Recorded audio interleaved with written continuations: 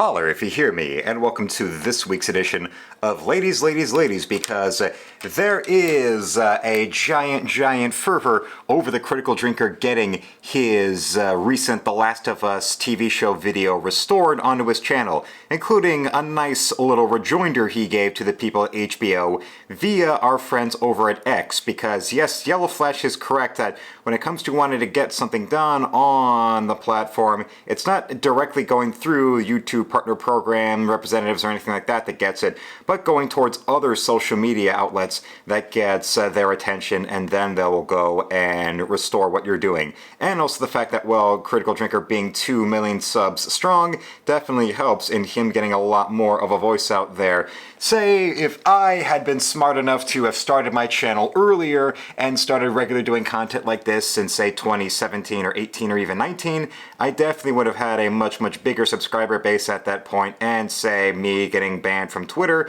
the first time or the second time, I would have had more of a fighting chance at being able to get my Twitter restored, one or the other. But now,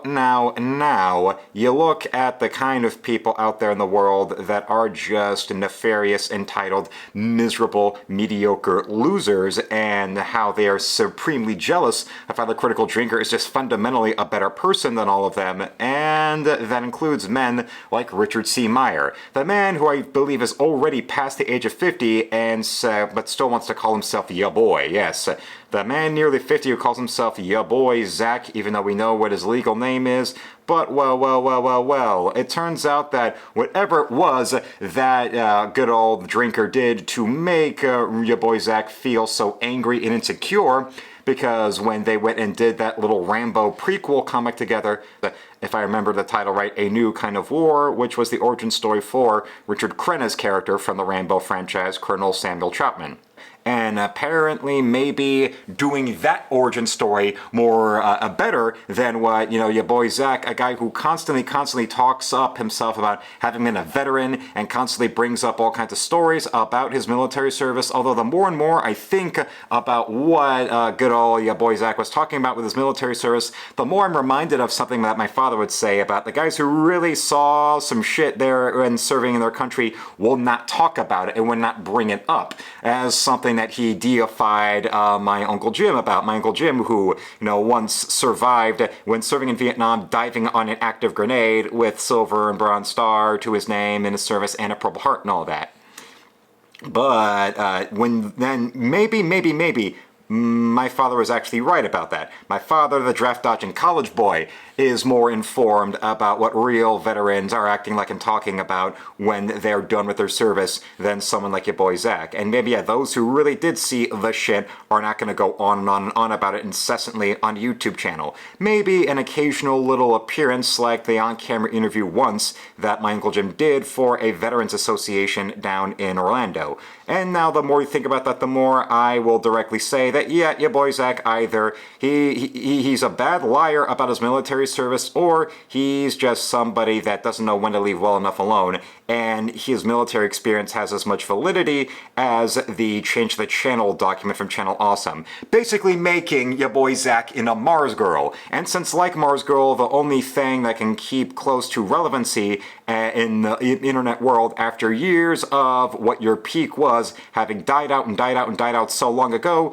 now the best you can do is do everything you can to go and have some type of vindictive, little pitiful social media vendetta against somebody more interesting than you. And maybe a guy like the Critical Drinker doing a more compelling military kind of story than you can. And here's a guy who was open and honest about being a writer, and not some guy who will incessantly talk your ear off about how, what happened when he was in the service, when he was in the shit. So you're using the vocabulary of people who've had no military experience talking about military experience as lame, trite Hollywood screenwriters who do no research, which is exactly what your boy Zack is these days. But remember, this also is a guy who was supposed to be spearheading a consumer movement all about looking the comic book industry in the eyes and saying up yours and doing a better product. Enough time of just simply criticizing their comics they were making by pointing a camera at his crotch while he would go and review one shitty Marvel or DC title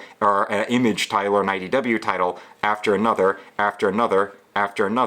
But now, all the years of claiming that he was going to go put his money where his mouth was and make it, well, maybe now because he's broke as a joke, he can't go and actually deliver on those comics he was promising for years on. And anybody who backed one of his crowdfunding campaigns and then needs a year plus and even more to wait for it to actually be delivered. And then, well, the best you can do these days, because why would you even want to bother reading that ham-handed dog shit anymore, is to try to flip it on eBay and watch it just sit and sit and sit. Ironically, like the unreadable and unsold back issues and trades of Mark Waid's Daredevil run. And that's probably something that also makes good old your boy Zack pee his pants and cry for his mama. The fact that a guy like Mark Waid, who was the embodiment of everything he claimed to have hated, maybe it's more a matter of, as people like John Delarose are suspecting, that really with Zack it was a matter of he wanted to be accepted into the mainstream. He thought he would criticize them for everything they did, about how ugly they were making women, about how gay they were making men, and about how far left they were making all their stories. And no, what was the matter was that simply he wanted to be one of those writers.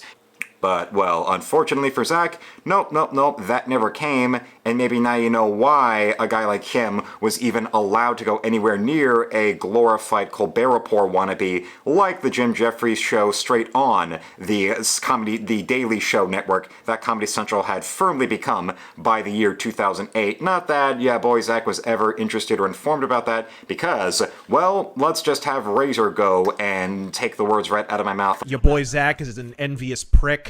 And there are people who have written and drawn one comic in their entire lives who have done a better job than your boy Zack has in multiple attempts. And you've got people like that online who have been able to maintain an internet following and who have actually produced creative works well and have produced them in a timely fashion and actually had them delivered to people. Maybe now you know why a jealous little bitch like Zack is the kind of guy who wishes somebody would just be able to go and give him a little hugsies. And that's not my opinion. I know I'm right. So I want to thank you all for watching. Subscribe to my channel to hit 10,000 subs, become a member today, and shop at my art store at the second link below, where you can buy my art or commission me, or you can support me directly with a donation. So until then, felines, slam it, lick it, suck it, and see you, Space Cowboy.